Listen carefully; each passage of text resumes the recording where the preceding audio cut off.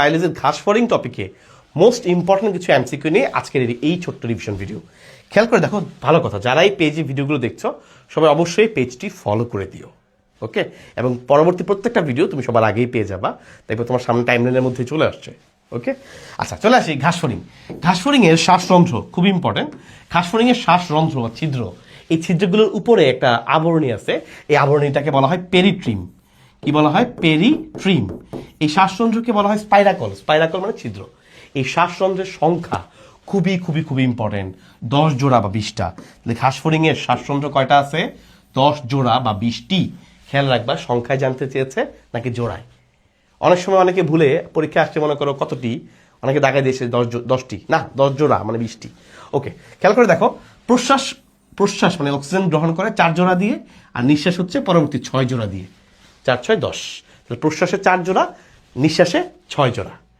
এই 10 জোড়াকে আরেকটা ভাগে ভাগ করা যায়। বক্ষ অঞ্চলে মানে বুকের দিকে 2 জোড়া, আর উদর অঞ্চল, পিছনের উদর, যে পিছনের পুরো পার্টটা, ওই উদরীয় অঞ্চলে আছে 8 জোড়া। ওই একটা ভাগেও ভাগ করা যায়। কি বলেছি?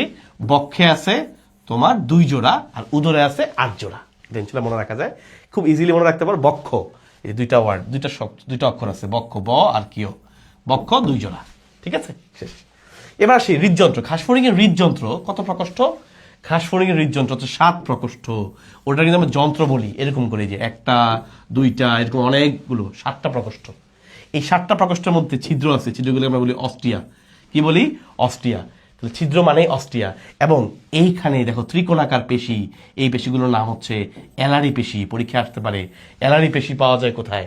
ঘাস ফড়িংয়ের হৃদযন্ত্রে। অ্যালারি পেশি পাওয়া যায় কোথায়? ঘাস ফড়িংয়ের হৃদযন্ত্রে। এবার আসি ঘাস ফড়িংয়ের হৃদযন্ত্রের স্পন্দন প্রতি মিনিটে 100 থেকে 110 বার। প্রতি মিনিটে কত? 100 থেকে 110 বার। আর মানুষের ক্ষেত্রে হৃদযন্ত্রের স্পন্দন হচ্ছে প্রতি মিনিটে 70 থেকে 80 বার। আমাদের কিন্তু কার্ডিক সাইকেলের সময় 0.8 সেকেন্ড। 70 থেকে 80 বার হচ্ছে মানুষের হৃদযন্ত্রের স্পন্দন। ঘাস ফড়িংয়ের বেলা 100 থেকে 110। এবং ঘাস ফড়িংয়ের বেলার রক্তটা মানে পুরো বডি একবার কাভার করতে 30 থেকে 60 মিনিট লাগে। একটু 30 থেকে 60 মিনিট, সময়টা একটু খেয়াল রাখতে পারো। যাই হোক, ঘাস ফড়িং যেহেতু আর্থ্রোপোডা পর্বের প্রাণী, আর্থ্রোপোডা তোমরা সবাই জানো, আর্থ্রোপোডা পর্বের প্রাণী হচ্ছে প্রাণী জগতের সবচেয়ে বৃহত্তম পর্ব।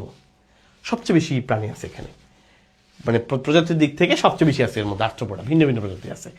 আর্থ্রোপোডা মানে জয়েন্ট পা, পায়ের মধ্যে জয়েন্ট আছে। ঘাস ফড়িংয়ের পা কয় জোড়া? ঘাস ফড়িংয়ের পা হচ্ছে মনে রাখবা 3 জোড়া। 3 জোড়া পা আর 2 জোড়া ডানা। 2 জোড়া ডানা, 3 জোড়া পা, 2 জোড়া ডানা, ওকে? 3 জোড়া পা আছে। চলে আসি হিমোসিল। আর্থ্রোপোডা পর্বের ক্ষেত্রে একটা বৈশিষ্ট্য হচ্ছে হিমোসিল। শরীরের যে গহ্বর আছে, ভিতরে যে গহ্বর, এই গহ্বরের মধ্যে হিম থাকে। হিম মানে রক্ত, সিল মানে গহ্বর। তাহলে গহ্বরের মধ্যে কি থাকে? রক্ত থাকে, হিমোসিল। হিমোসিল মনে রাখবা আর্থ্রোপোডার মধ্যে আছে, মলাস্কার মধ্যেও আছে।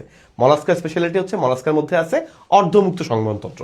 চলে আসি প্রধান শ্বসনাঙ্গ। মনে রাখবা মানুষের বেলায় কিন্তু ফুসফুস আছে, বাট ওদের বেলায় আছে ট্রাকিয়া। ওদের ফুসফুস নাই, কি আছে? ট্রাকিয়া। তাহলে ঘাস ফড়িংয়ের প্রধান শ্বসনাঙ্গ কোনটা?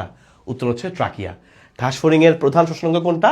ট্রাকিয়া। এবং মনে রাখবা এই ট্রাকিয়া, আমাদের ট্রাকিয়ার মধ্যে তরুণাস্থি আছে, সি আকৃতির রিং, 15 থেকে 20টা ট্রাকিয়ার মধ্যে আছে।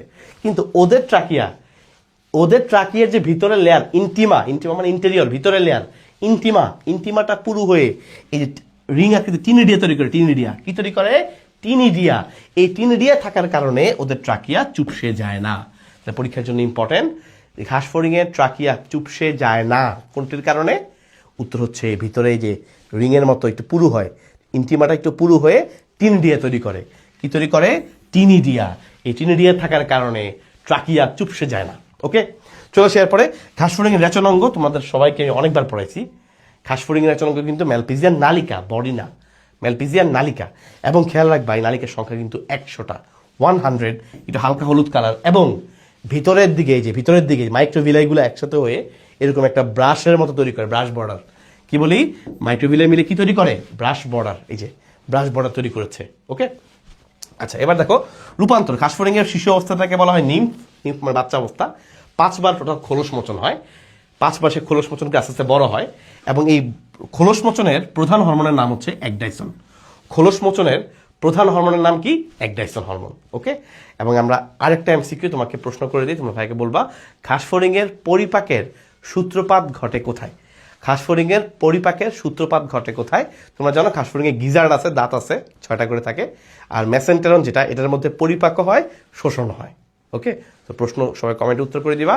ঘাসফড়িংয়ের পরিপাকের সূত্রপাত ঘটে কোথায়?